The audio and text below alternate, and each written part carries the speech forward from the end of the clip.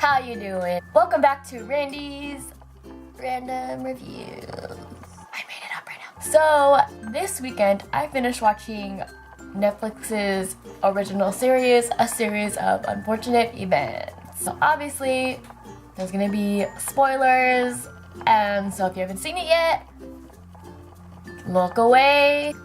So for the movie, they did a really good job cramming 3 books and making that into one movie. Even though like they cut so much off and changed so many things, it's still a good movie. And so I feel like people are like holding on to that movie because that's what they first saw. It's kind of like in the Willy Wonka how the Willy Wonka and Charlie and the Chocolate Factory movies are. People like the first one they watch because that's like what they grew up in, or that's what they saw first, and they're like when Charlie and the Chocolate Factory came out, they're like, the first one's better. But like the Charlie and the Chocolate Factory one was actually more accurate to what the actual book was. Just added like a weird, like a different like twist to it, to add like a layer to Willy Wonka. Like that's why I like both movies. I feel like they're both different, and that's how I feel about this series of unfortunate events. Like I do love the movie and the series because they're both kind of different.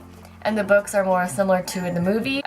The books are more similar to, what? Okay, and that's why I like the show a lot, because it's more accurate and similar to what the books are. But speaking of the books, I only read up to the Hostile Hospital, and like, if you know me, I don't remember anything that I read. Especially since I was like young when I read these books. I don't really remember much. Like, for the 4th book, the 4th book, Miserable Meal. The only thing I remember from reading that book was like Klaus got hypnotized, but I didn't remember anything else that happened in that book. Watching the show, I'm like, oh yeah, that happened in the movie. Oh yeah, that happened in the books.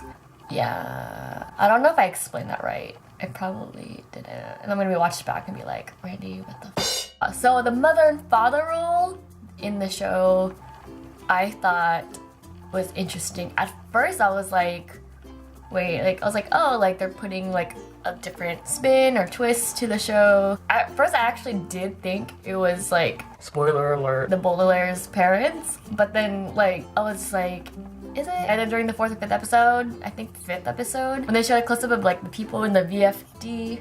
Spoiler alert. They showed the mother and father couple and then another couple, and then like I was kind of like, that's kind of sus. And I was like, oh, like it's probably like not the parents. And then I was like, because I'm pretty sure they actually died in the books if I recalled correctly. So, but I was like binging the show, so I'm just like, whatever. When episode 7 came, and then I was like, what the fuck? But then I was like, oh wait, that like makes sense. I'm like, in a way, I'm not surprised. But still, I thought they were gonna put like a little twist or something like that, because just like in Charlie and the Chocolate Factory, they added that like dentist storyline, so I thought they're adding that storyline. I thought the actress who played Violet looks just like Emily Browning, who played the original actress in the movie. And then I'm glad Klaus actually has glasses now, because in the movie I remember they're just like, oh, he needs it for like when he reads. And then they'll use one baby for Sunny. Usually they use twins or like triplets, but they use one baby. Which brings me to my next point, which is the CGI baby. I thought that was kind of creepy most of the time. It's like, yeah, I get it, like they kind of need to, but it's still like creepy, and you could tell it's CGI'd, and it's just like weird. And Neil Patrick Harris as Count Olaf, I just imagined him as like Barney Stinson pretty much still.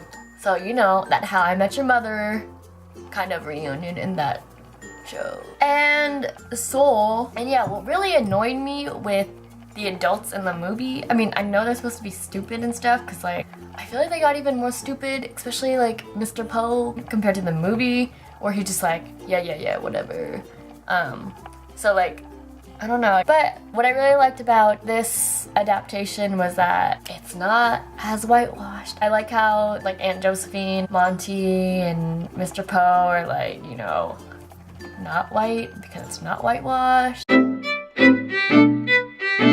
I like how they did that. A lot of people aren't amused with the casting, and I don't know why, because I think they did really good, and people are like, oh my god, Neil Patrick Harris, like, Team Jim Carrey. But like, look at it as if the movie didn't exist and review from that. I know people who judge the series just from the first episode or first 2 episodes, and they're like, it's like, whatever. But don't judge a book by its first 2 chapters, you know what I mean? Like, that's basically what they did. So I give this Netflix series show 12 out of 13.